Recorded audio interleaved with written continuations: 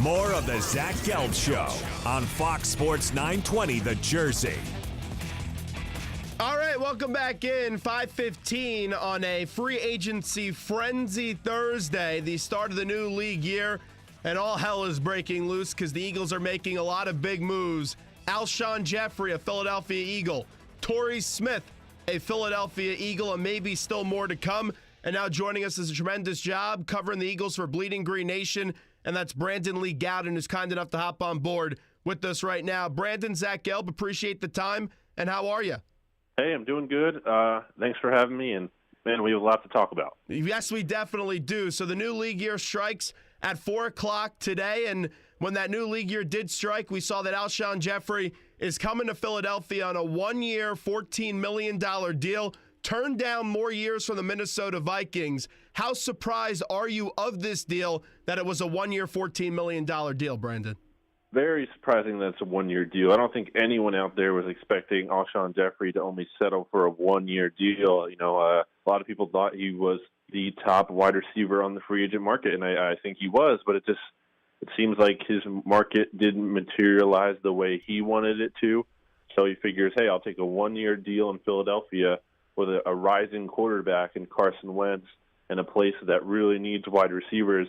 And, hey, I go here, I have a good year, and they're going to pay me big money next year. And so I think it worked out for him. And it works out for the Eagles in the sense that, hey, look, for as talented as Alshon Jeffrey is, there are some concerns. He's had some injury issues. He's missed 17 games in his first 5 seasons, had some soft tissue stuff going on. Also, he's only one PED suspension away from getting suspended for 10 games like Lane Johnson was last season. So if there's any kind of risk or anything goes wrong this season, the Eagles can kind of just not re-sign him next year. Definitely exciting times for the Eagles because now Carson Wentz has a legitimate wide receiver to throw to. But another domino fell earlier this morning, and that was Torrey Smith. This contract is a little bit different than what people thought. It is now, according to multiple reports, a one-year, $5 million deal with 2 $5 million options and a $500,000 signing bonus. Your initial reaction when you heard it was a 3-year deal, and I'm sure you love it even more when you really find out it's basically a 1-year deal. Yeah, the new details especially make it a really favorable deal here for the Eagles. I mean, look, for as unproductive as Torrey Smith has been the past couple of years, you also have to look at the fact that he's playing in San Francisco, and there's just not a lot of talent on that team, and obviously the quarterbacks aren't great there either. They haven't had success with coaching or any kind of stability there, so it's not really just the best situation for him there. You look back to his years with the Ravens, he's a productive player, and for all the struggles he's had recently, he's still ranked second among active career NFL players in yards per reception with 17. Only Deshaun Jackson is higher with 17.17. So this is a guy who can still stretch the field, should be a good addition for the Eagles. At least if he doesn't prove to be in the long term, they took a shot on him, and I think it's worth it. Here, let me just play devil's advocate for a second as we're talking to Brandon Lee Gowton. And clearly, I'm excited by the moves today because it's much better seeing Alshon Jeffrey and Torrey Smith on the field compared to the crap that they put on out there last year. But I remember Howie Roseman at the end of last year at a press conference at the NovaCare Complex. He was talking about the cornerback position, and he said he thought they did a Band-Aid type of job last year.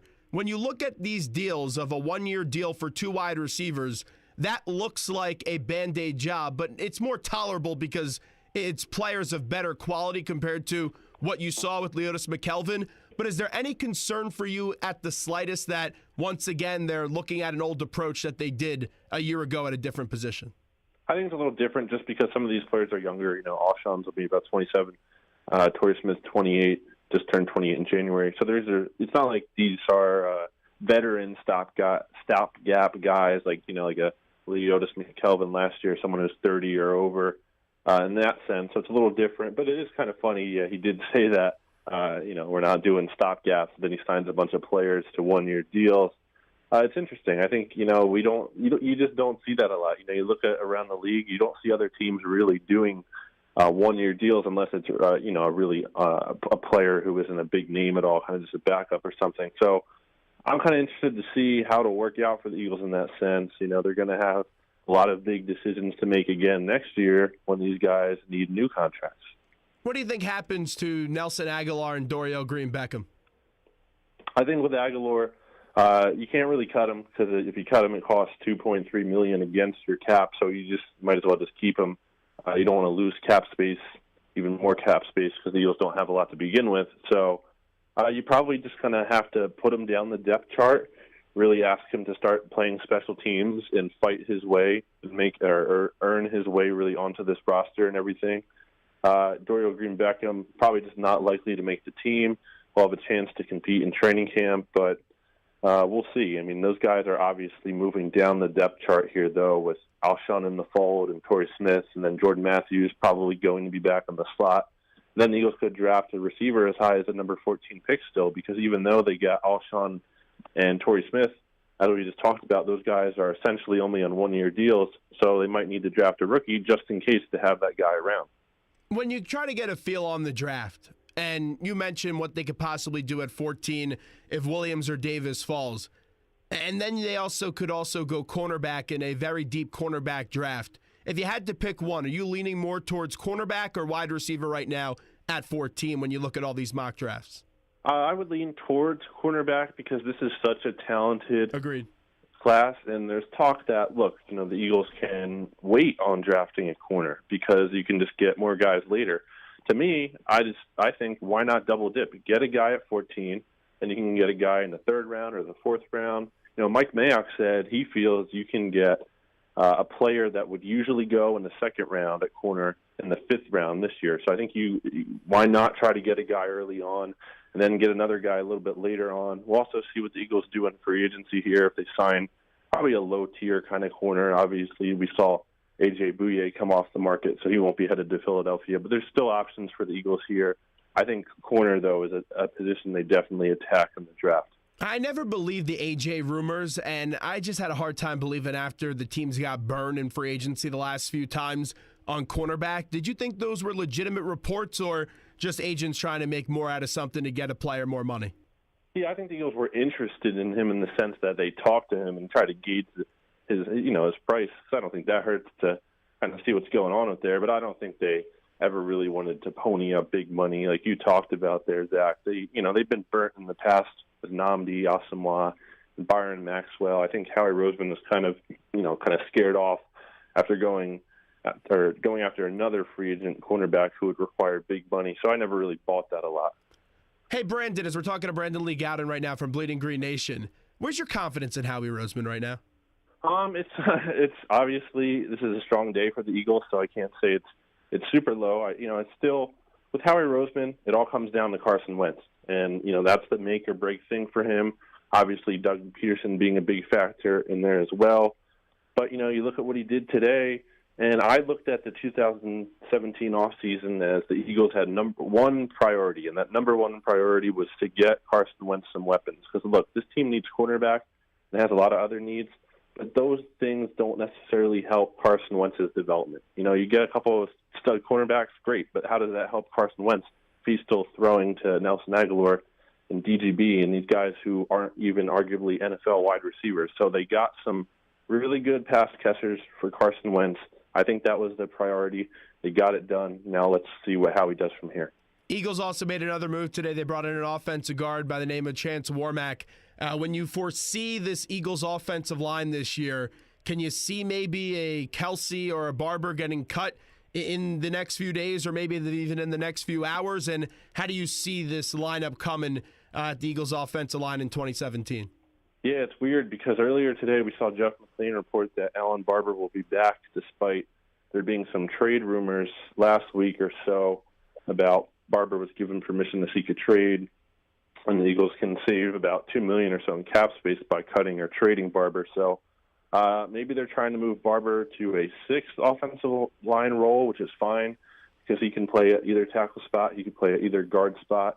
Maybe you have Warmack coming in as a starter at guard. And then, we still don't know what's going to happen with Jason Kelsey. You would think the Eagles would like to move on from him and save $3.8 million in cap space by either trading him or cutting him. And then you could put Isaac Sumalo, who was your third-round pick from last year, at center. And then you have Brandon Brooks coming back at guard, Jason Peters coming back at left tackle, and Lane Johnson coming back at right tackle. And overall, that looks like a pretty solid unit up front. And then in terms of Michael Kendricks, I know they're trying to get a draft pick for him. I don't see that being able to come to fruition. I think it's safe to bet that Kendricks will be released. Yeah, I think so. I think you look at how the coaching staff really just didn't value him last year. They only played him about 20% of the defensive snaps. And it's not like Michael Kendricks is really a special teams player, so it's not like you're going to keep him around as a backup either, especially at his salary when you can save almost $2 million by cutting him. So I think it's safe to say Michael Kendricks will be gone. And before we let you run, as we're talking to Brandon Lee Gowton, let's just go around the league with a few more other notes. The quarterback position has been very interesting, and if you're an Eagles fan, you should be thankful that you have Carson Wentz more than ever, because you see so many rumors with the Jets and their potential quarterback situation. And then also, how about what's going on in Washington, D.C. with Kirk Cousins? That seems like it's a disaster right now.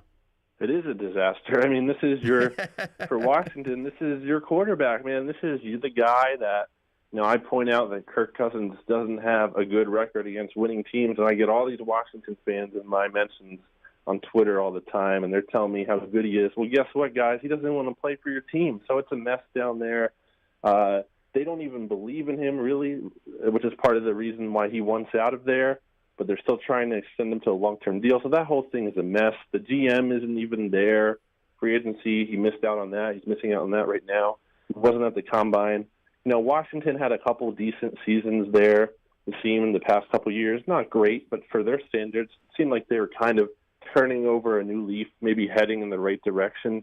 And this offseason is pretty much gone just to the bottom. I mean, the GM looks like he's going to be out. They lost Deshaun. They lost Pierre Garçon. So even if Cousins is back, which he has the power to sit out this offseason until Labor Day or so we'll see how that plays out. But even if he's back, he's not going to have his weapons, and I just think it's going to be a downhill progression here for Washington. And finally, you have the Cleveland Browns. They have baseball people operating a football team, and they make a NBA type of Sam Hinkie deal in getting Brock Osweiler with the Browns. And what they did, a lot of people then assume, hey, you take a look at the Texans and maybe Tony Romo could go there. Next year, do you think Romo's with the Texans, or do you think Romo's out west with the Broncos? I think, to me, for him, he has to go to Houston. It's right there in Texas still. And the team that's, if you had to pick a team out there that's just a quarterback away, to me, it really is the Texans. And I just think, you think back to their playoff run last year, and imagine if they had Tony Romo, a healthy Tony Romo, which is obviously a big if at this point in his career. But think about if they have a healthy Tony Romo instead of Brock Osweiler. I mean, maybe they go to the Super Bowl. Maybe they beat the Patriots. Who knows?